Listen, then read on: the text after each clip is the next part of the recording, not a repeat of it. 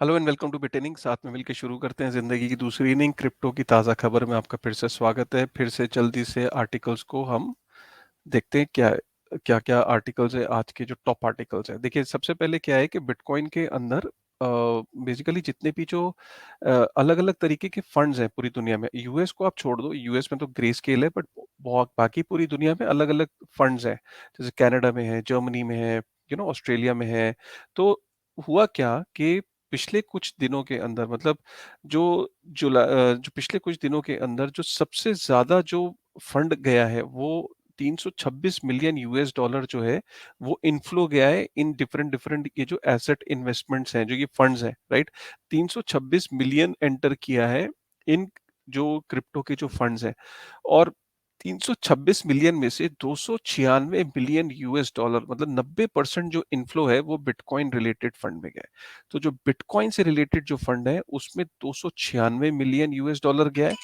और जो बाकी है वो बाकी उसके अंदर गया है, ठीक है। तो आपने ये देखा कि किस तरीके से यहाँ पे जो फंड्स हैं वो ज्यादातर जो है वो बिटकॉइन के अंदर जा रहे हैं। इसमें से जो सबसे ज्यादा और जो बाकी हैं उनके अंदर सोलाना है और इथेरियम है, जिसके सोलाना के अंदर इनफ्लो है 24 मिलियन यूएस डॉलर का, और जो इथेरियम है उसके अंदर से आउटफ्लो है। तो इसका मतलब सबसे ज्यादा जो फंड इनफ्लो किया है वो बिटकॉइन के अंदर क्या 90% इनफ्लो है। उसके बाद हम बात करते हैं कि यहाँ पे आप देखिए अमेरिका के कोई फिर, मैं अमेरिका की बात इसलिए करता हूँ क्योंकि अमेरिका से आपको अंदाजा लग जाता है कि पूरी दुनिया में आखिर हो क्या रहा है। अगर आप यहाँ पे देखिए कि अमेरिका के अंदर जो एक एवरेज आदमी है वो 2.7% खर्च कर रहा है अपनी डिस्पोजेबल इनकम का, राइट। ये 2.7% जो है ये खर्च कर रहा है अपनी डिस्पोजेबल इनकम का। ये हाईएस्ट है 2008 से। 2008 में लास्ट टाइम इतना हाई वो स्पेंड कर रहा था, और 2021 में 1.2% कर रहा था अपने डिस्पोजेबल इनकम का।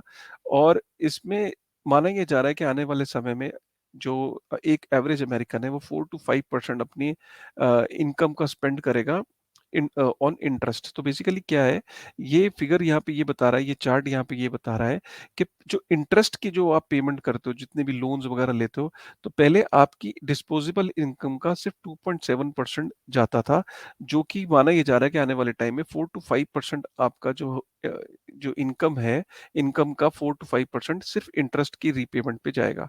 तो ये यहाँ पे ये बताने की कोशिश कर रहे हैं, विच इज़ वेरी हाई, क्योंकि आखिरी बार ये ऐसा 2008 में देखा गया था।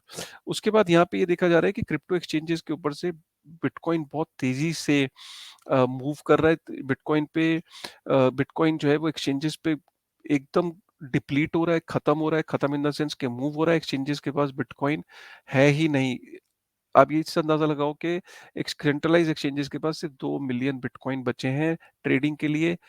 60,000 बिटकॉइन जो कि 2 बिलियन यूएस डॉलर के हैं, वो पिछले 90 दिन में एक्सचेंजेस से मूव कर गए। तो एक्सचेंजेस के ऊपर क्रंच बढ़ता ही चला जा रहा है।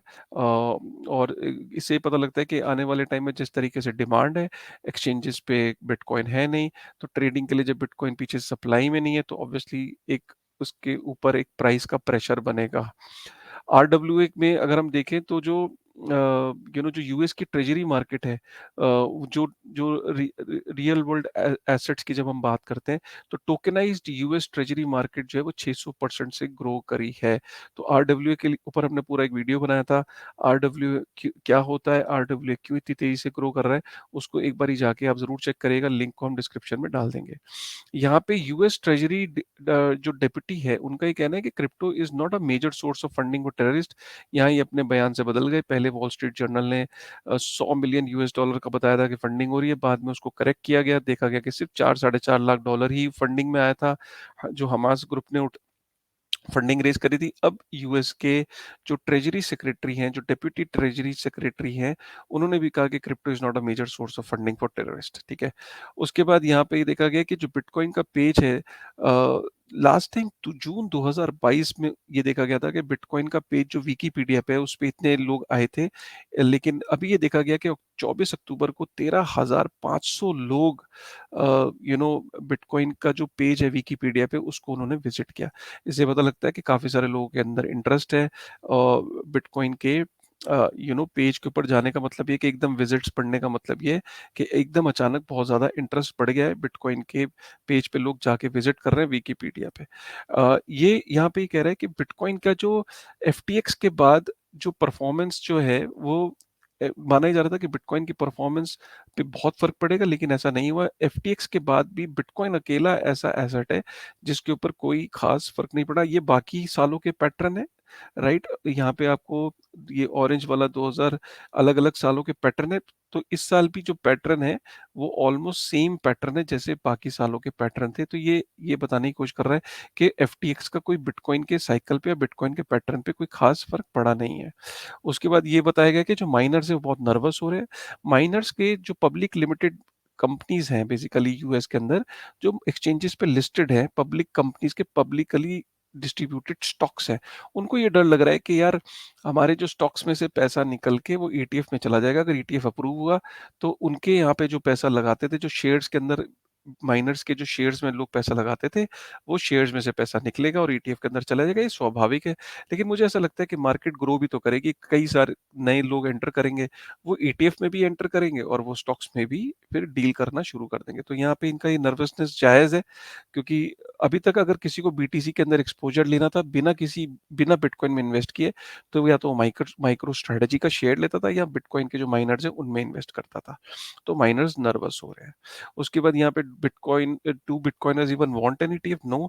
जो हार्डकोर बिटकॉइनर्स है वो ये कहते हैं कि ईटीएफ का मतलब ये है कि सिर्फ एक आपको डिजिटल एक टोकन दिखेगा आपके वॉलेट में। बीटीएफ वो एक्चुअल बिटकॉइन नहीं है। एक्चुअल बिटकॉइन तो वही होता है जिसकी प्राइवेट कीज़ आपके कंट्रोल में होती है।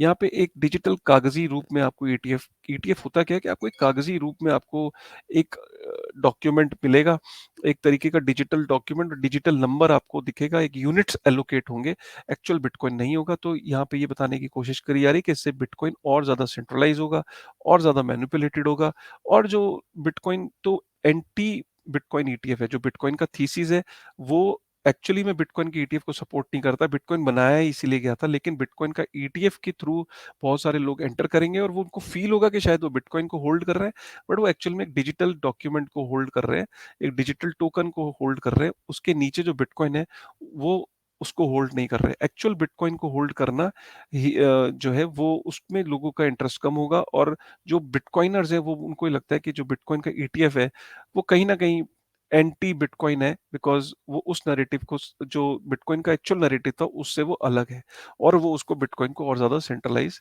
करेगा, राइट? तो ये थे आज के कुछ जो इम्पोर्टेंट खबरें थी। उम्मीद करता हूँ कि आपको ये खबरें पसंद आई होगी। अगर पसंद आई होगी तो प्लीज़ एक बार लाइक करेगा, राइट? और कमेंट करेगा कैसा लग रहा है आपको क्रिप्टो की ताज़ा खबर। चलिए, with this thought, thank you very much.